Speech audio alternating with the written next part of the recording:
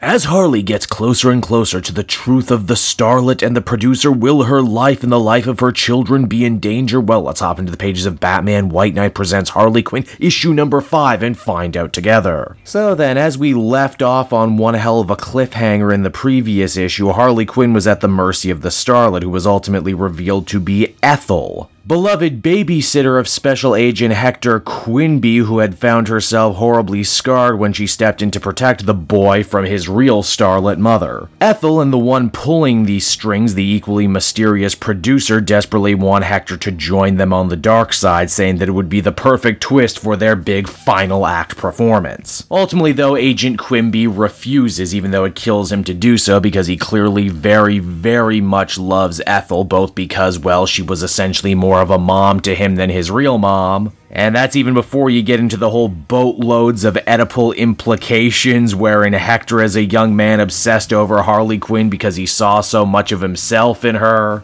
What with the whole loving someone like the Joker who only hurts you kind of thing, only for Ethel to, as the Starlet, kind of try and become a Harley Quinn unto herself. It's a whole big tangled web they weave. Ultimately, the producer decides to let Harley and her friends live, as he wants them to be in the audience for his big finale. That's not to say Harley manages to escape completely unscathed, as she ends up getting dosed with a bunch of poisonous powder, but we'll get back to that in a minute because it's time for yet another very important flashback. We see Jack Napier not long after his full transformation in the Joker. Harley rushes to be with him and vows to be his doctor and see him through this dark time, and that the real Jack will return to her one day. It's here too we also see the devious, manipulative side of the Joker, who agrees to let Harley be their doctor. He'll even let Harley talk to Jack maybe a minute a day. Furthermore, the Joker says he's actually in love with Harley too, but for completely different reasons than Jack was. Jack loved Harley for the good that was inside her, but the Joker loves her for all the potential evil she's capable of. Why, it was that night Harley bought the finishing touches for her iconic costume, fully completing the Harley Quinn persona. Now back in the present, we see Harley actually managed to survive the poison attack because pimp-coated Poison Ivy just so happened to come to her rescue with her pharmaceutical knowledge. At first, Harley thinks Ivy was working with the Starlet and producer, but in reality she was just more supplying them. Well, it's still a little up in the air what exactly the nature of the relationship between Harley and Ivy is in this universe. They do have themselves one very interesting little heart-to-heart. Ivy thinks that Harley can't continue spinning all the different plates she's doing right now. Single mom, freelance detective, superhero, supervillain. But that she believes Harley is a strong enough person that she won't have to choose any one, that she's capable of doing all of these things and being true to herself. After all, in Batman and the Joker, we get perfect examples of how division and compartmentalizing can literally destroy a person from the inside out if you're not careful.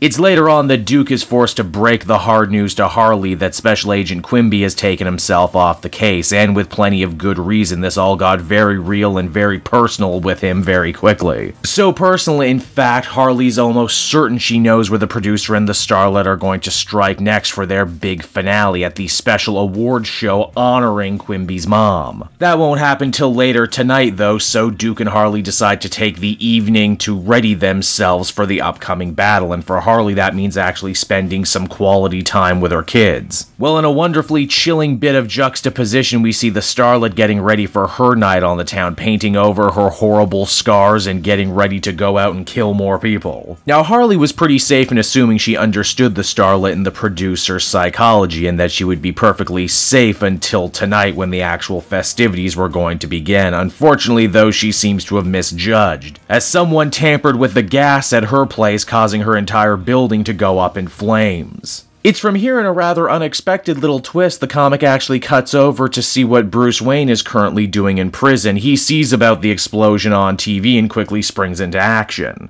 Bruce is ready to save Harley and her kids no matter what it takes, even if that means having to cross his own personal jailer, Captain Jason Todd. Yeah, I know, this is a whole other spin-off waiting to happen right here, isn't it? Bruce locks Jason in his own prison before stealing his red helmet and motorcycle. Wow, isn't this interesting? The first time we actually see the Red Hood in the White Knight universe, and it's Bruce in the costume instead of Jason. Harley only manages to grab one of her children after the explosion, and unfortunately gets her leg caught under a piece of flaming debris. It's here that Bud and Lou, the pet hyenas, actually come on in and save the day. They drag Harley to safety, and Lou, the hyena, even goes back to save Bryce. This essentially meaning that Bruce broke out of jail prematurely for nothing, but we do actually manage to get a fun little scene between him and Bullock, who offers to take him back to jail, and so no one has to know and no one puts more time on his sentence. Harley and her 2 kids may be alive, but unfortunately it's not a happy ending, as Lou the hyena actually ends up losing his life as the comic comes to a close. Oh man, I was not expecting to get misty-eyed over a hyena named after an old comedian. And so that was Batman White Knight Presents Harley Quinn issue number 5, everybody, and this penultimate issue for this series has been every bit as addictive and engrossing as everything we've seen before. Katana Collins is doing an excellent job growing the character of Harley while also paying homage to a lot of the different Harley stories that have come before. I think more than anything what I really appreciate about this White Knight universe is how it keeps insisting that Harley can actually be the best out of everyone who's come before her, that she can find that magical balance between work and personal life, being a regular person with regular responsibilities while also being super.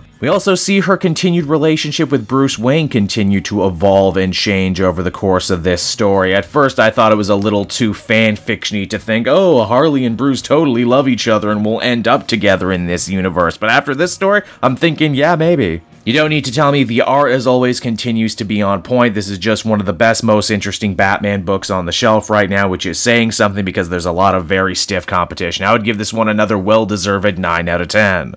Hey there everyone, it's your pal Cape Joel again, and if you're seeing my face right now, that means you watched to the end of the video, and I'll always be grateful for that. Retention helps in this crazy YouTube game, and so does becoming a patron. If you head on down to the description, you can find a link to my Patreon page. Recently just redid all the tiers, a lot of cool stuff offering up there, exclusive commentaries, exclusive polls, behind-the-scenes concept art for Capes and Quest. That's the brand new D&D show I've started soon. Never been a better time to become a patron. You can become a patron for as little as $1 a month and help the channel grow and, help me continue to deliver content like what you just saw. So I want to thank you all, and I will see you again next time. Bye-bye.